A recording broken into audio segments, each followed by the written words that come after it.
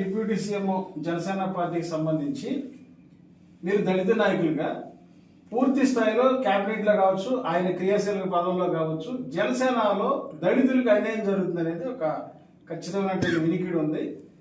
దళితులు ఎవరిని దగ్గర రానియట్లేదు, ఏ పదవులు వాళ్ళకి ఇవ్వట్లేదు అనే ఇది కూడా ఉంది. దాని మీద మీరు ఏమంటారు? భారత రాజకీయ వ్యవస్థలో ఖచ్చితంగా అన్ని పార్టీలు కూడా దళితులకు అన్యాయం చేస్తూనే వచ్చింది.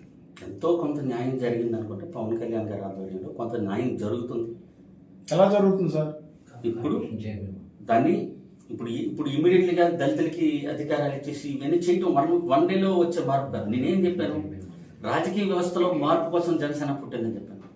ఆ మార్పు ఎక్కడి నుంచి ఎక్కడ రావాలి? నిమ్మన జాతుల నుంచి రావాలి కదా. ఆ మార్పు కోసం ప్రయత్నం చేస్తున్నాం, ముందుకు వెళ్తాం. వాళ్ళు ఇప్పుడు జగన్మోహన్ రెడ్డి దళితులకు చేసిన అన్యాయం ఈ భారతదేశంలో ఏ ముఖ్యమంత్రి అయినా చేశాడు? ఒక్క అంబేద్కర్ విగ్రహం పెట్టడం తప్పితే, అది కూడా ఆయన కోసం పెట్టుకున్నాడు, రాజకీయం కోసం పెట్టుకున్నాడు తప్పితే ఎవరేం చేశారు? అంత జరగట్లేదు కదా. అది ఇప్పుడు జరగట్లేదు కదా. న్యాయం కోసం ముందుకెళ్తారు, చేస్తారు. ఏదైతే తామసా ప్రకారంగా ఎవరు వాటా వాళ్ళకి ఇచ్చే ప్రయత్నంలో నిమగ్నమయ్యాం. గతంలో మీటింగ్లు కూడా ఆ విధంగా జరిగినాయి. నేను ఇందాకన్నా అన్నప్రాసాద రోజు ఆవకాయ రోజు అడిగితే కుదరదు. 1 సంవత్సరం అవుతుంది, అడ్జస్ట్మెంట్ చేసుకోవాలి. లోటు బడ్జెట్లో ఉన్న రాష్ట్రాన్ని బయట చేసి రావాలి.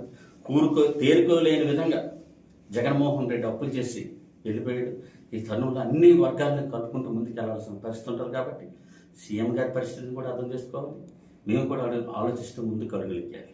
కూటమి ముఖ్యంగా ముందుకు సాగాలి.